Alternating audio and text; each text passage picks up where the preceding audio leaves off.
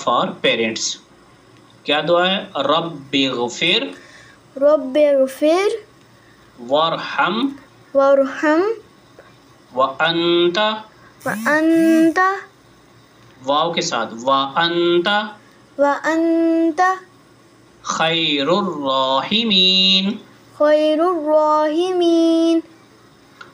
अब इसका तर्जुमा पढ़ते हैं। रब्बिग़फिर रब्बिग़फिर ए मेरे रब, ए मेरे रब मेरे वालिदैन को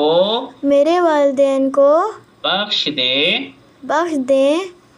वरहम और इन पर रहम फरमा व अंता खैरुर राहिमीन।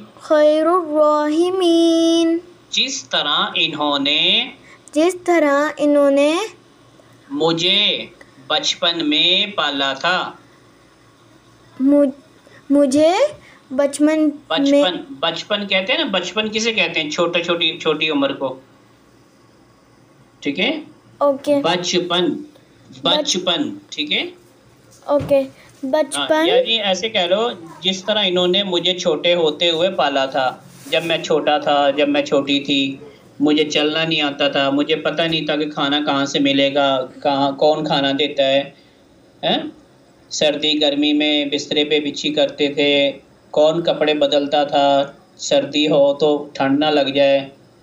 तो ये सारा कुछ जो है, जैसे छोटे होते हुए, जब हम छोटे थे, हमारे वालिदैन ने हमारी परवरिश की, तो छोटे होने की उम्र को बचपन कहते हैं। बचपन, ठीक है? बचपन।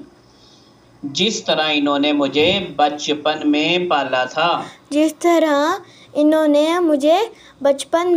था। रब्बिग़फिर वरहम, ए मेरे रब, मेरे वालिदैन को बख्श दे और इन पर रहम फरमा। यहाँ पर ना रब्बी के बाद इग़फिर जो है ना, रब्बिग़फिर, इसका तर्जुमा नहीं लिखा हुआ है यहाँ पे, लेकिन रब्बिग़फिर का तर्जुमा यही है कि ए मेरे रब बख्श दे, ए मेरे रब बख्श दे।